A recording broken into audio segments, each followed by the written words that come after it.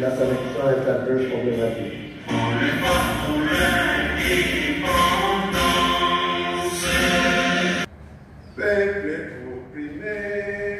Peuple opprimé, lèvons-nous et marchons de la renaissance du Congo. Merci, veuillez vous asseoir.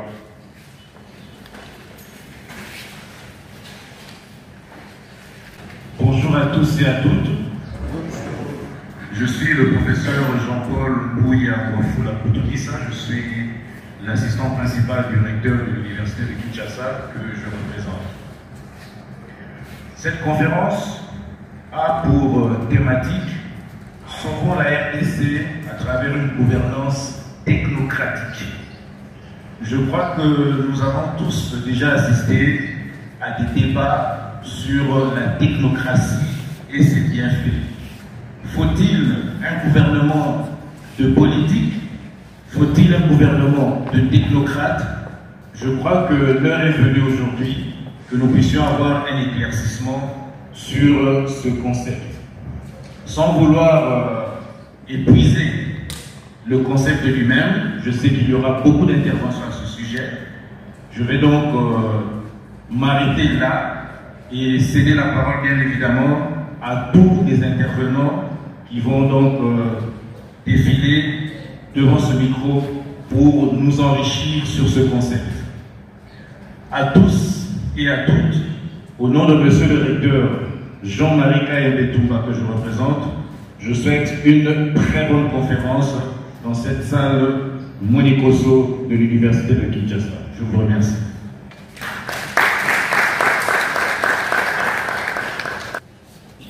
Le professeur Mboui Kamoulaï. En outre, l'article de cette Constitution stipule que l'initiative de convoquer un référendum peut être provoquée par une pétition signée par au moins 100 000 personnes congolais.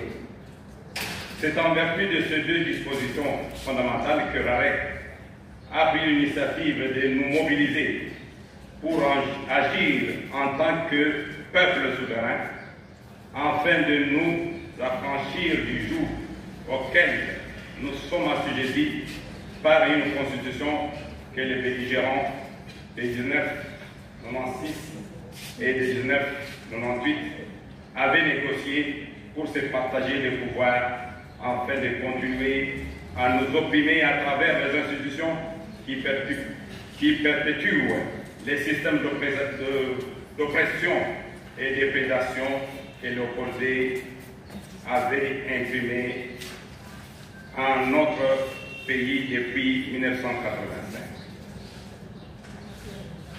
Outre ses qualifications académiques et ses performances professionnelles bien avérées, le professeur Mboui Kamoulaï se distingue également comme un brillant polyglotte qui parle exactement 4 langues, anglais, français, lingala et tchouba.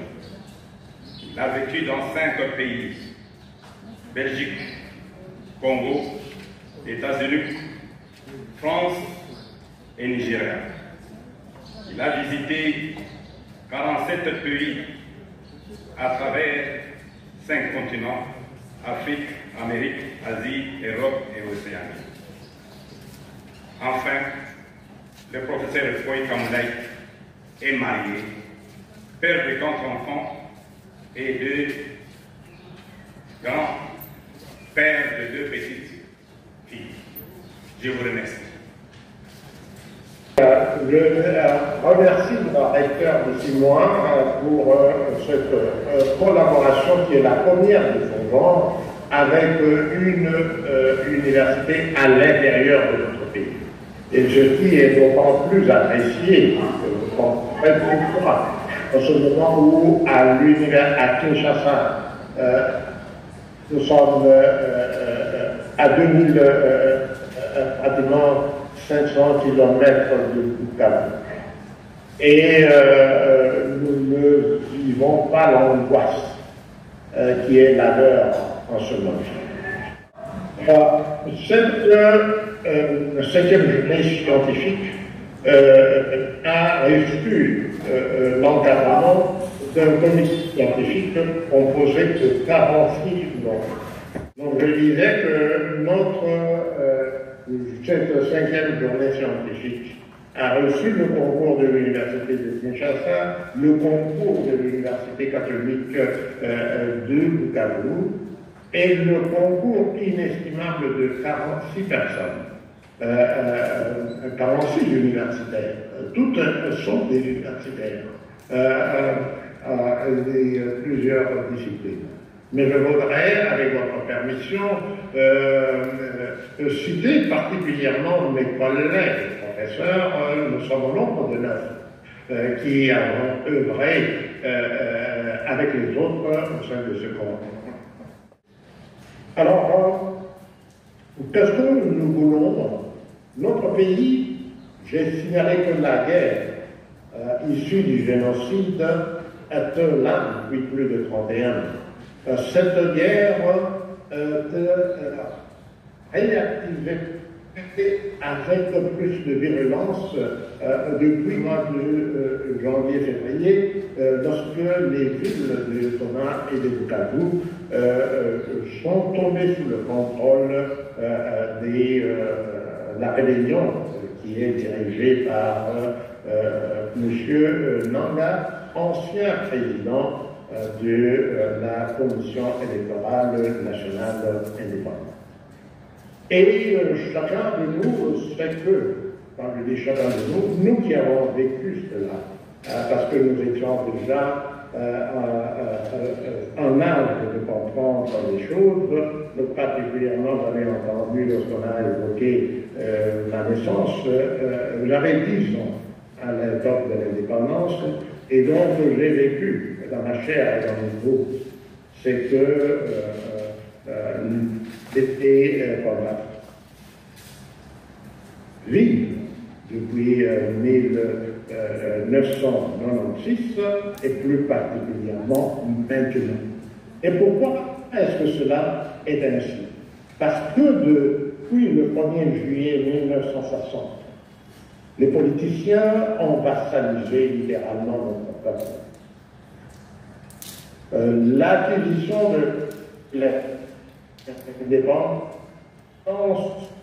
s'est faite très protocolaire du 32 juin 1960, dont chacun a étudié, se souvient encore de manière très percutante du discours improvisé du Premier ministre de l'époque, qui avait rappelé que l'indépendance avait été acquise de longue lutte acharnée, avait-il dit, que la Belgique ne nous l'accordait pas des plein gré. Et aujourd'hui, 65 ans après, qu'est-ce que nous constatons? Pour nous vécu, je vais dire pas, j'ai dit, la réalité que le Premier ministre Lumumba avait décrite, ce n'est pas la réalité que nous avions vécue, ou que nous vivions nous. Parce que, à cette époque-là, voilà, et c'est la raison par laquelle a indiqué dans ma présentation que j'étais à l'institut. Mais c'était un territoire que nous ne connaissions pas et que nous ne considérions pas comme n'étant pas notre territoire.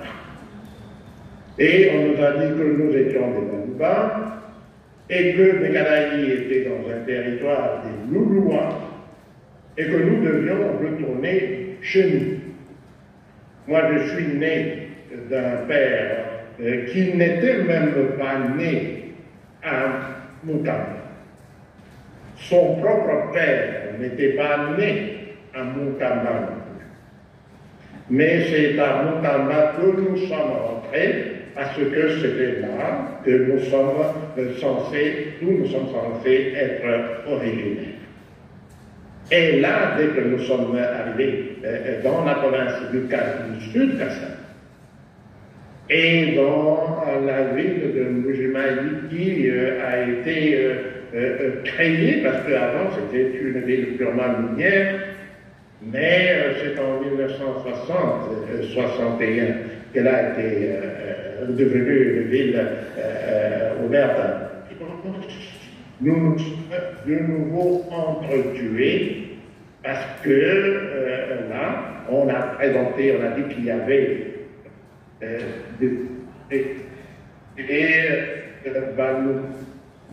d'en haut, en Tchoulouba, on dit, c'est-à-dire ceux de la Tchimana.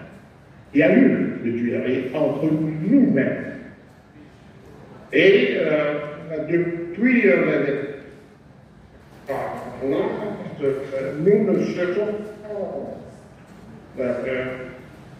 transférer la responsabilité de tout ça sur les autres. Et qui sont ces autres? Ce sont les Blancs, ce sont les colonisateurs.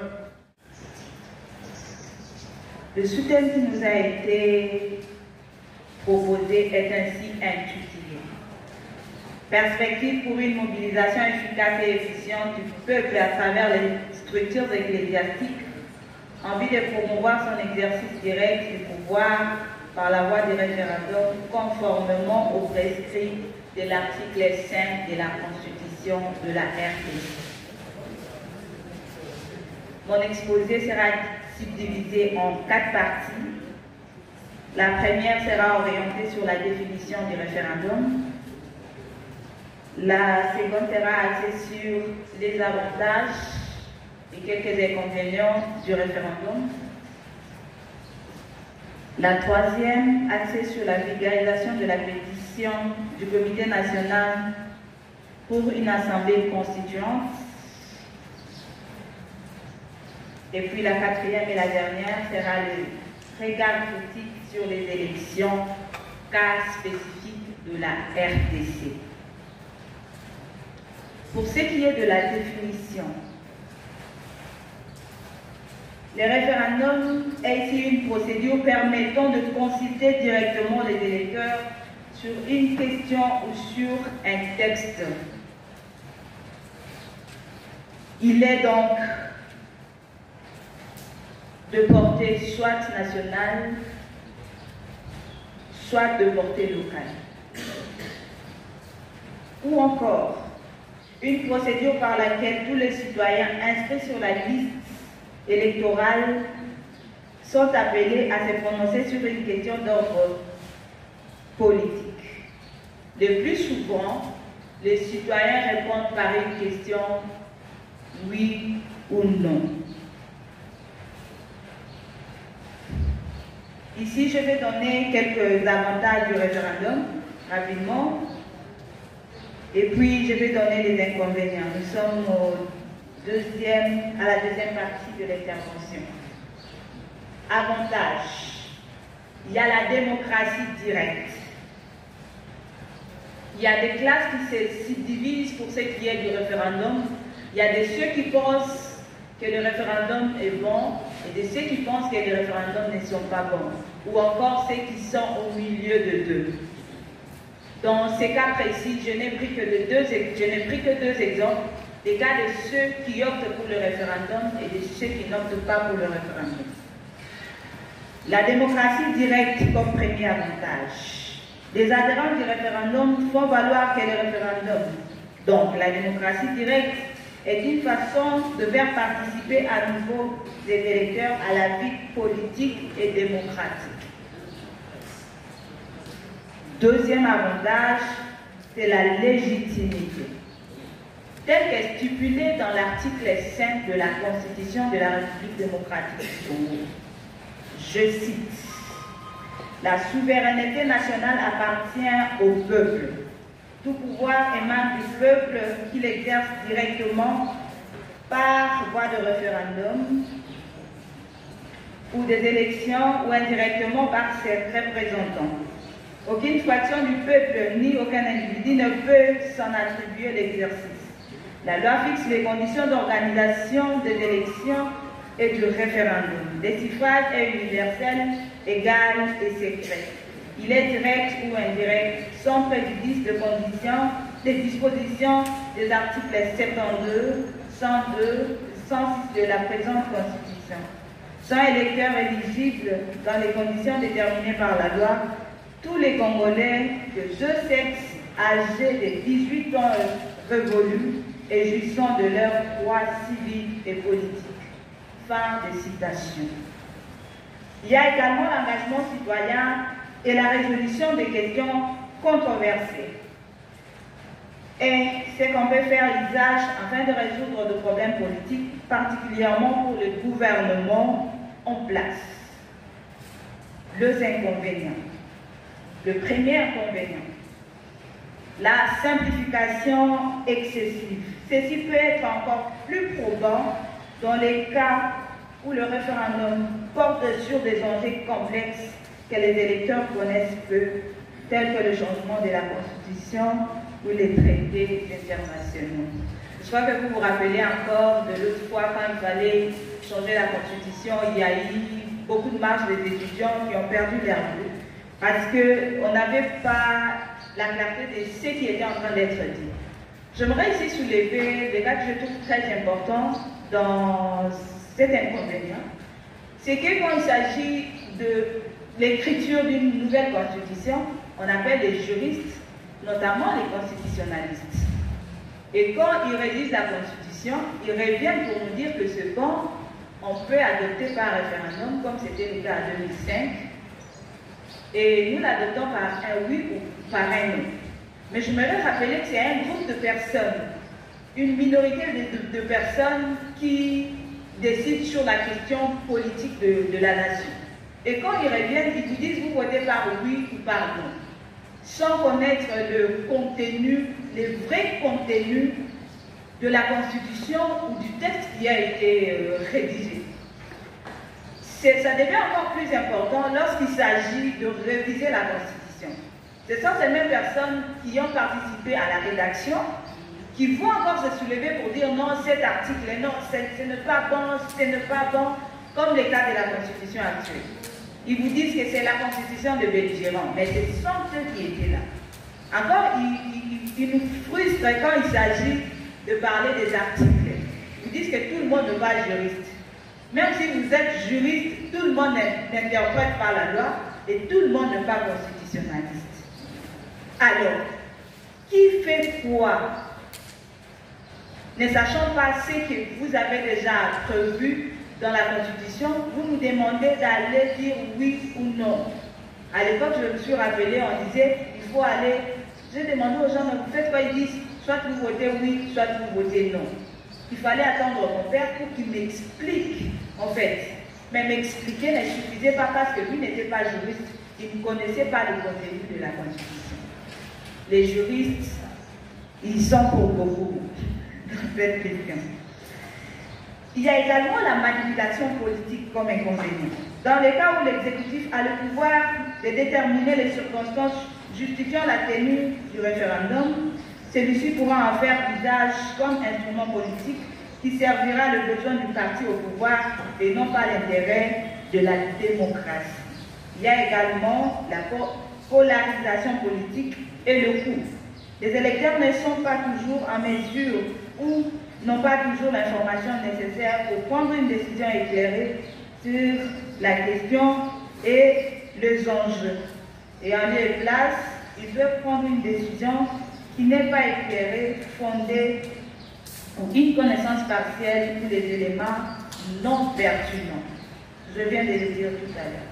Comment vulgariser alors les référendums? Un référendum est un mode de vote, comme je l'ai dit, que beaucoup de Congolais, les communs des mortels ne connaissent pas. Il va falloir beaucoup d'efforts pour pouvoir les vulgariser. Comme cela a été énoncé, je suis de la commission Justice et Paix. Et dans cette structure de l'Église catholique, nous travaillons sur terrain avec beaucoup de thématiques liées à la justice et à la paix. En cette matière de vulgarisation, les canaux et techniques que nous utilisons habituellement sur le terrain sont la sensibilisation, les campagnes, les conférences et débats, les affiches, les scénettes et les médias. Chacune des techniques est adaptée et choisie en fonction du groupe social qui est ciblé, tel que les jeunes étudiants, les jeunes désœuvrés, les femmes, les enseignants, les personnes analphabètes et alphabètes, etc. Le choix de la technique appropriée est aussi largement tributaire des ressources financières dont la CDJP parvient à disposer. Parfois, certains Congolais pensent que les Congos, c'est Kinshasa. Si on peut utiliser les médias ici, imaginez-vous dans le coin où il n'y a pas de médias. Ou pour voir une télévision, c'est tout un quartier, il faut donner 500 francs. Et souvent, c'est pour le match. Vous n'avez pas accès aux médias. La radio, c'est 2 ou 3 personnes qui annoncent. Comment vulgariser les référendums dans ce coin de pays? Le regard critique des élections. Je m'avais cité. D'une façon générale, le vote est un devoir civique connu de tous. Mais il n'en a pas un rayon du référendum, comme je l'ai dit. En effet, l'importance du référendum est articulée au terme du titre 5 de la Constitution qui traite des institutions d'appui à la démocratie.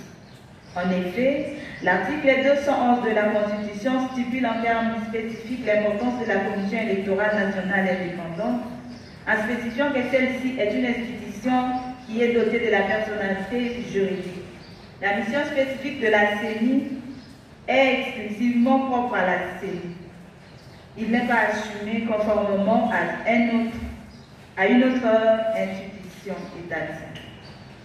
La CENI n'est soumise à la tutelle d'aucune autre institution, telle que la présidence de la République ou le ministère de l'Intérieur, ni aucune autre agence ou service sécuritaire intérieur ou extérieur de l'État.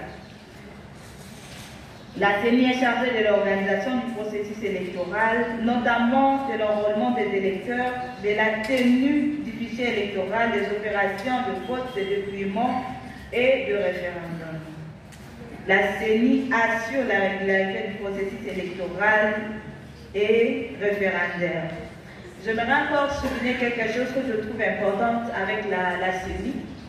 Vous avez été très nombreux, vous étiez présents quand il s'agissait de faire la proclamation des résultats de vote. On parle de l'assurance de la tenue du référendum par la CENI. C'est la même CENI, nous avons vu, les gens ont décrié parce qu'il y avait beaucoup de personnes qui avaient soit triché, soit volé au cours des élections, qui sont restés impunis jusqu'à ces jours.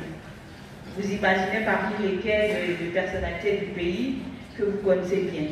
Et si on dit que la CENI doit assurer la régularité, pensez-vous que cette CENI a encore la confiance de la population pour pouvoir espérer à une bonne régularité du référendum? Qu'est-ce qui va nous rassurer qu'à la place de oui, ils n'ont pas mis non?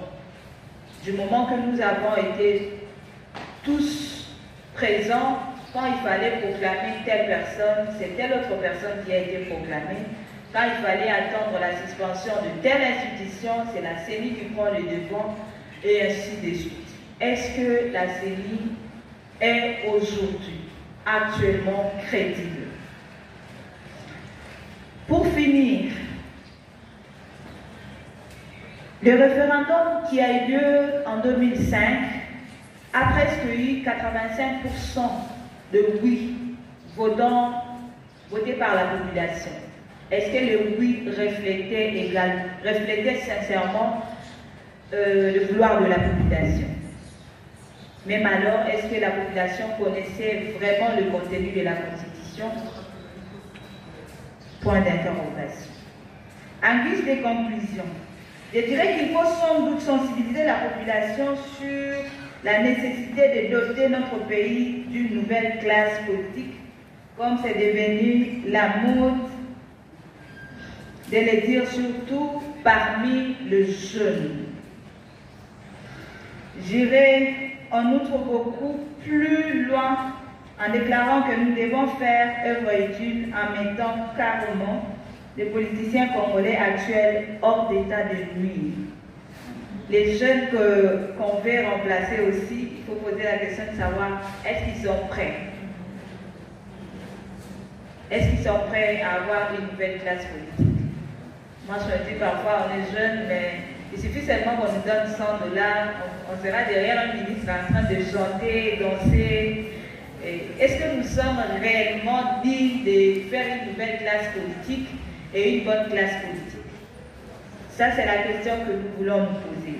Ça ne suffit pas de dire qu'il faut renouveler la classe politique, mais c'est avec quelle élite? Est-ce que nous avons une élite capable de prendre les choses en main aujourd'hui? Ainsi,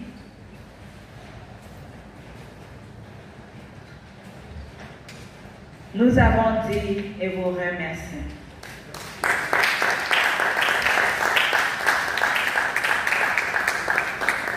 Qu'est-ce que c'est que la technocratie? La technocratie, ne signifie pas être technocrate, pas forcément celui qui a un diplôme, ou celui qui est professeur d'université. Entre la différence entre, quand on parle de gouvernement technocratique, le terme ne vient pas de nous.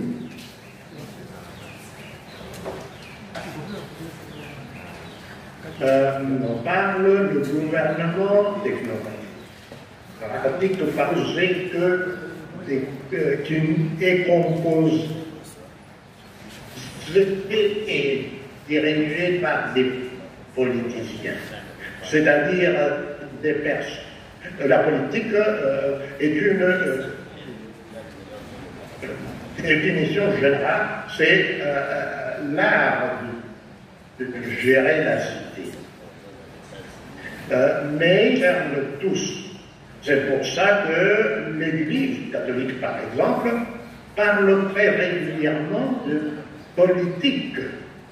Le pape, comme on vient d'en lire un hier, c'est un chef d'État, mais ce n'est pas un politicien.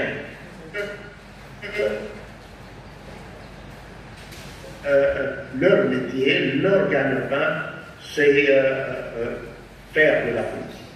Les cardinaux, par exemple, les évêques, les prêtres, parlent de politique, mais ce ne sont pas des politiciens. Donc c'est la première, la définition simple, qu'est-ce que nous entendons par technocratie. Aujourd'hui, comme je l'ai dit dans le positionnement de la thématique, le Congo, et si on me permet de revenir rapidement là, sur l'historique, avant 1885, le Congo, l'entité dénommée Congo n'existait pas. Cette entité a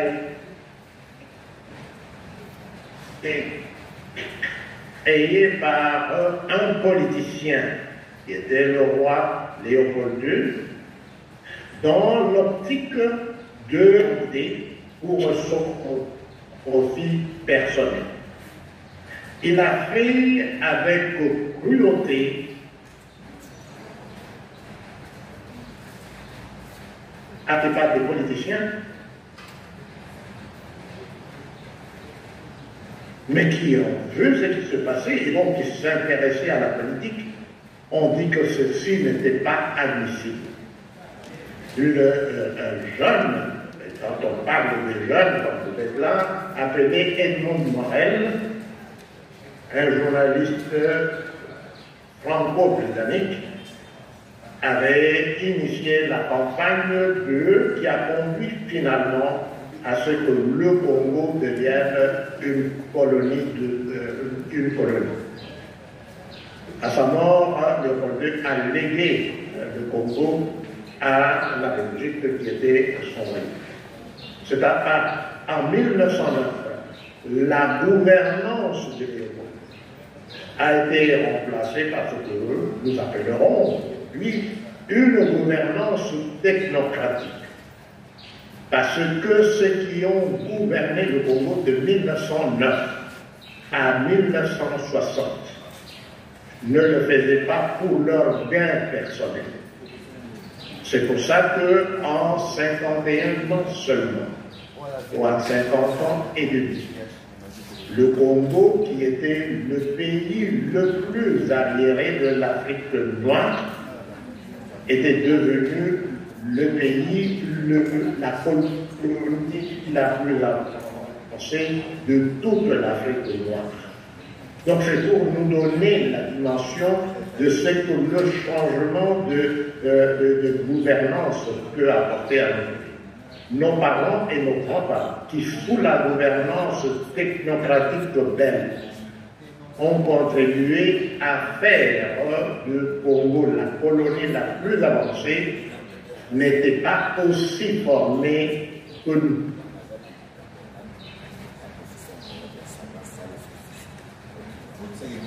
Donc voilà pour classique, et cela c'est que ça dit. Comment y arriver?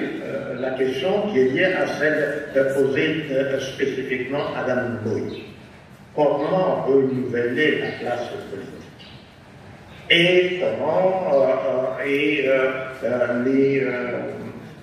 observations que M. Tapa a faites sur le référendum.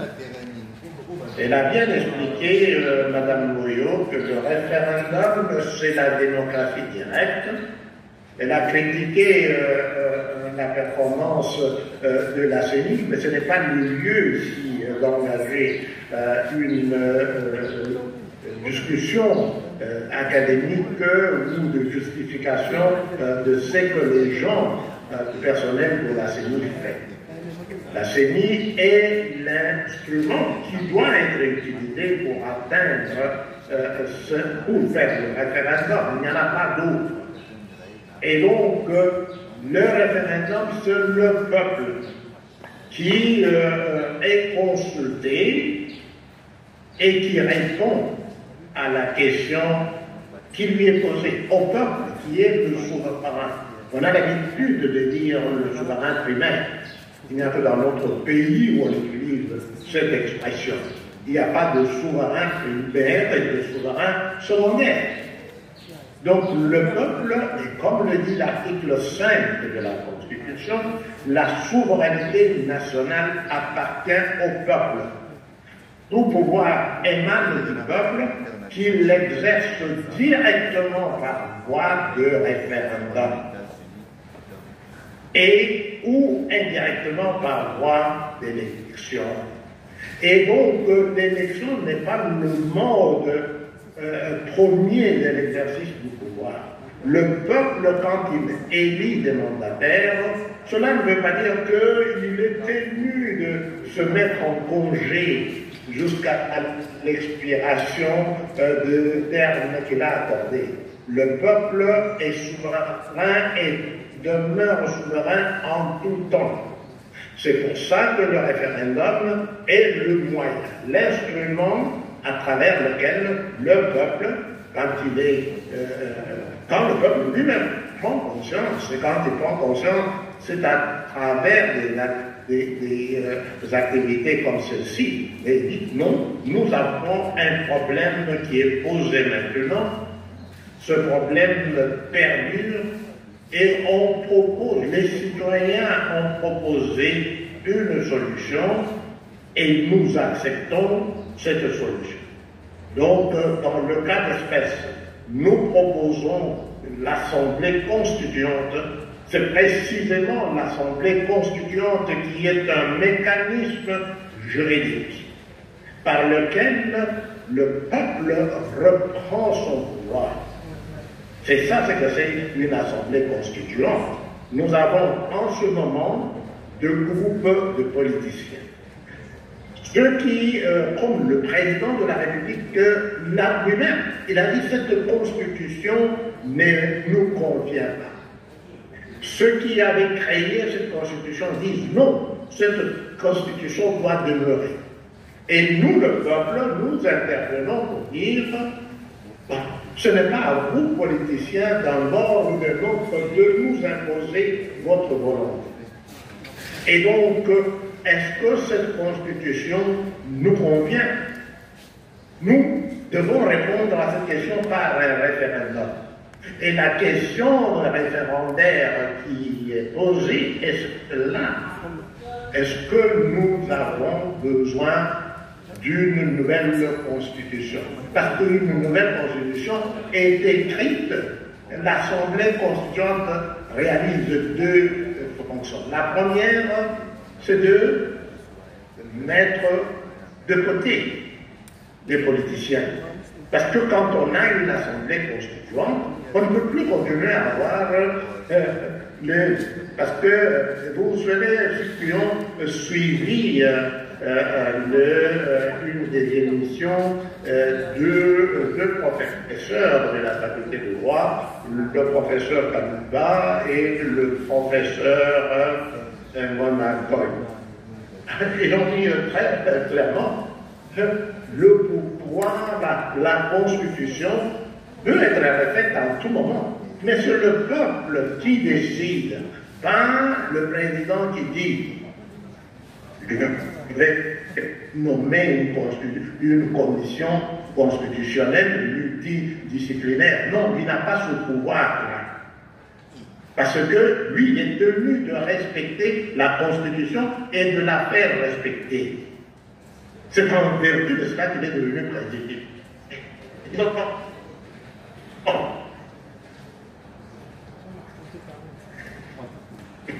Et donc, pour moi, en vertu de laquelle le président n'est plus bonne, ou ce qu'il peut faire, c'est appeler à une assemblée constituante qui est la seule autorité, parce que c'est le peuple souverain qui dit maintenant, et oui, effectivement, nous sommes d'accord avec le président de la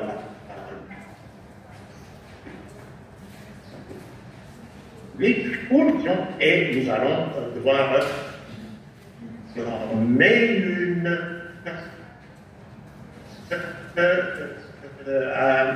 nous mettons en congé politiciens actuels parce qu'ils n'ont plus de légitimité. Alors, je pense que ce sera la question de M. Kazadi sur l'opportunité d'organiser un référendum parce que, alors qu'une partie du territoire est sous l'occupation des rebelles. Je répondrai d'abord sur la réalité de la question. M. Kazadi se souviendra que... Fantastique. Et je nous invite aussi à ne pas nous décourager, hein, parce que bon, c'est réfléchir et essayer de faire changer les mentalités, c'est une chose ardue. Mais comme on dit, petit à petit l'oiseau fait son nid, hein, et dès qu'une grande majorité de nos jeunes, surtout pour les jeunes, comprendront que c'est la tête qui fonctionne et la tête doit bien fonctionner. Cette tête-là qui fonctionne bien doit aussi avoir toutes les valeurs pour que la société aille de l'avant et pour léguer aussi quelque chose à la génération future qui est la vôtre, celle de vos enfants, celle de vos petits-enfants. Et c'est comme ça pour nous qui avons la chance ou le privilège d'avoir vécu ailleurs. Ce sont ces choses-là qui font que les sociétés vont de l'avant. Donc, encore une fois, je remercie monsieur le professeur Kidiamoko pour la modération et tous ceux qui ont participé, à madame Ngoyo et à vous tous qui êtes dans la salle. En tout cas, je vous remercie de tout cœur au nom de RAREC. Merci infiniment et la discussion continue, comme on dit, qui salue les femmes. Merci. Et c'est comme ça que vous remarquerez que nous avons vraiment pris l'habitude d'organiser beaucoup de conférences qui constitue un complément d'information et d'enseignement, non seulement pour les étudiants, mais aussi et surtout pour les enseignants et les chercheurs que nous sommes. Nous devons chaque fois organiser des activités pour nous enrichir. Aujourd'hui, nous avions pour thème sauvons la RDC avec la technocratie. Alors, il y a eu plusieurs interventions qui sont allées dans le sens de plaider pour la technocratie, c'est-à-dire la valorisation de l'expertise pour l'amélioration de la gouvernance. Et c'était une conférence organisée par le RAREC, le réseau des acteurs pour le changement de la RDC.